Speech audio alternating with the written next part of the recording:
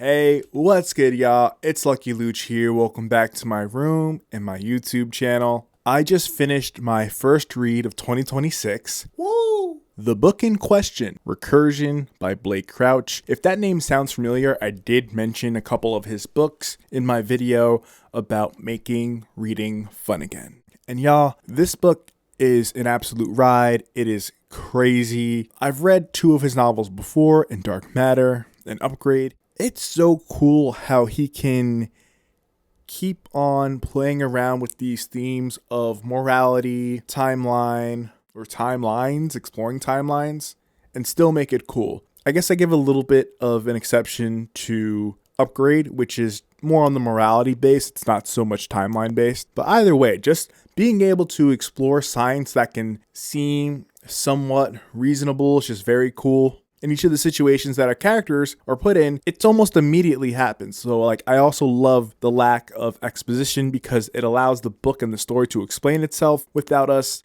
being informed hey, all this stuff is happening. And then our character gets into it. It's no, right from the beginning. Boom, Jason, immediately into stuff. I forget the protagonist of Upgrade. I think it might take a chapter or two and then boom, his life has changed forever. In Recursion, we get introduced to our protagonists almost immediately and then their timelines cross.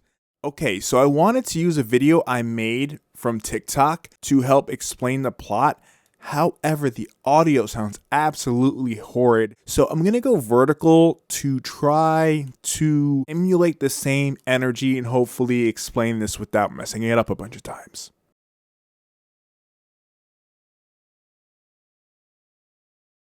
So starting off with our main characters, we got Barry. He's an NYPD officer, divorced, and he has a daughter that passed away at a very young age. Really not much to lose for poor Barry. However, he is very good at his job. And what I like about this book is that it's told by entry. So you'll see Barry, you might see a date or a time, and then you see his point of view. Then on the other side, we have another protagonist named Helena. She is an engineer / scientist whose mother is suffering from Alzheimer's. So that inspires her to try to get funding for a research project to build a chair to potentially combat or heal Alzheimer's by making sure people can use this chair to relive their memories so they know who they are and from the people that they're interacting with, who they're talking to. And then we have our antagonist, our villain, who I knew from the second he was introduced he was going to be a villain because his name is Marcus Slade. Marcus Slade. Is that not the most villainy sounding villainous name? I mean, if Blake was trying to hide it, he did not do a good job. At one point during one timeline, Marcus Slade was Helena's assistant on this chair project. And he kind of realizes the magnitude of the technology that they are building and says, hey,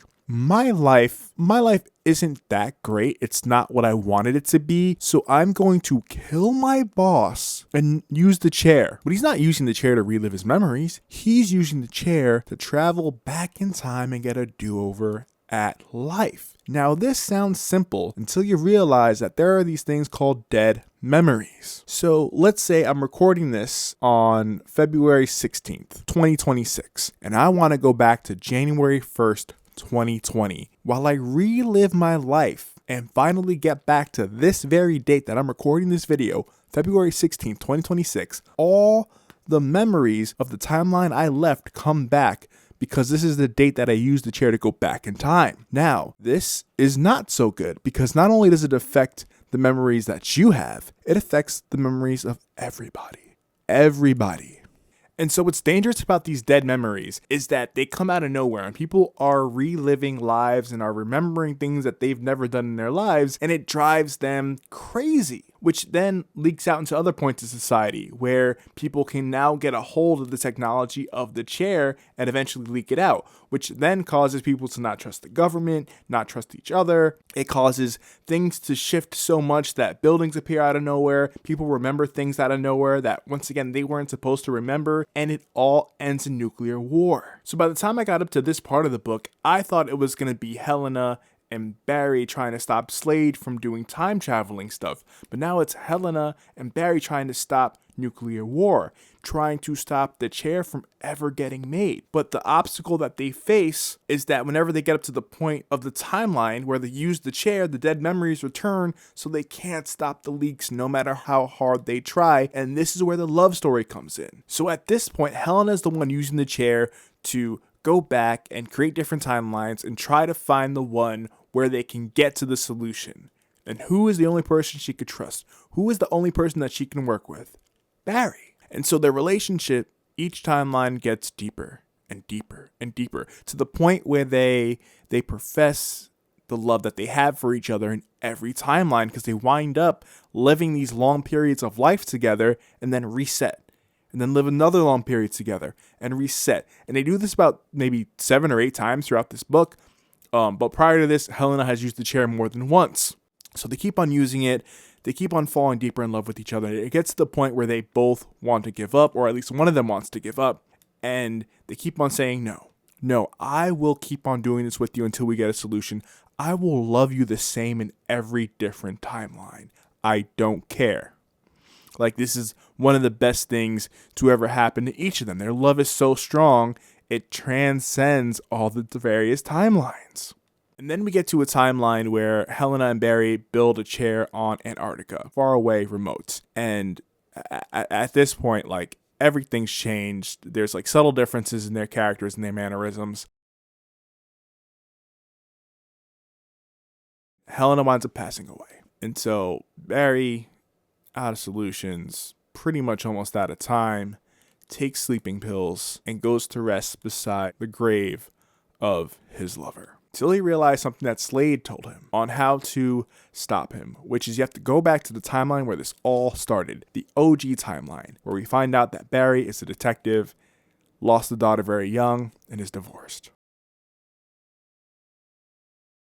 So he has this realization as he's dozing off from the sleeping pills. So he goes back into the lab. Half of his mind is dazed because he's like pseudo ODing. Half of his mind is like trying to get back to the chair. And boy, Barry comes through in the clutch, no bonds, because he does it. So he winds up finding where Slade lives, goes departed on him, and then finds Helena, where we get our last moment in the book, where he goes up to her, and that's how the book ends, with him trying to spit game to his lover across all these timelines. This is a new timeline with him using the chair, so he doesn't know if she's going to look at him the same, if she's going to love him, if she's going to give him a shot. And all he does is try. What a book. I can't believe I just explained all that. There's so many parts that I'm missing, but that's the main bulk of the book, trust me. So I hope y'all enjoyed that analysis of the plot and that explanation. So yeah, this book is an absolute ride. In its early stages, in its early books, I just thought Recursion was going to be the sci-fi novel about a time traveler. You know, they're just going to put an end to his time traveling ways. But then it becomes this love story. And then it becomes about nuclear war. And then it becomes about like the government using the chair to like erase events and do this whole thing. And it's like, whoa, I did not realize what I was in for. But by its end, I was emotional when I didn't think I was going to be emotional. I had very, very strong thoughts and feelings. And as I've thought about this novel and the other ones that I read, I really don't know where to rank these 3 books. I really love Dark Matter because of Jason's journey and his determination. I love Upgrade because it's so fast paced and it kind of brings in like the same question Thanos gave light to in the Avengers movies, where he's like, look, if you can, remove a quarter of the population in order to have better human life, like, would you do it? Pits the thoughts and processes of a brother against his sister, with their mom kind of curating this match. Really interesting. But if I had to really pick an order, I think Dark Matter and Recursion are probably tied at 1, and then Upgrade is coming in at number 2. I really can't pick, because those top 2 are just, they're just really neck and neck. Like, I think Dark Matter exploring these timelines and alternate universes of one individual versus Recursion exploring one person exploring the timelines, but it affecting everybody in existence. We're just playing with different levels of urgency, which I find very interesting. Are the stakes really high? Well, it's high stakes when it's about your life. It's higher stakes when it's about the world. Ugh. And I just love, I don't know, I love the differences between each of these books. One is a love story about this couple that's kind of like budding off in the distant parts of the story. Whereas Dark Matter is about this guy that had his love for like his family and the life that he built. Two different kinds of love. This dude is like the Chris Nolan of sci-fi, man. Like he's just exploring the different thoughts of space and time. Well, not really space. I wonder if he has a space novel. Well, I'm reading a space novel currently. It's Project Hail Mary. I can't wait to finish that before the movie comes out. But anyway, getting back to Recursion. It's an absolute insane book. I would have never have thought we would start in New York City, wind up in Antarctica. We start in a lab on an oil rig, and then we see like a building arise in New York City out of nowhere. It's just insane. And it's crazy because he's only doing this in 326 pages. This is not a large book. That's also the reason why I read these books. They could fit in my bag. This book fits in my bag, and it's so much condensed into this. Like this could easily be like a series, but he decided to condense it down. I just think it's something I never experienced before. I really think this is like genius level stuff. And maybe this is because I'm a novice when it comes to like the sci-fi genre and stuff, but I really think this is an incredible book. I think Dark Matter is an incredible book. And I think Upgrade is really freaking awesome. So like, yeah, those are the 3 books where I'm like, yo, Blake Crouch, try these out. Will I continue to read books by him? Yes. Will I take a break from his works right now?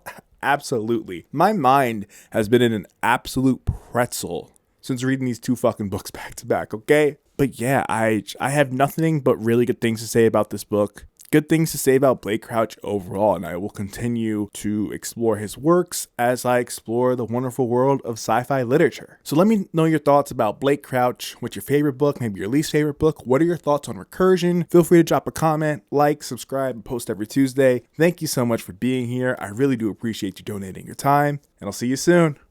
Peace.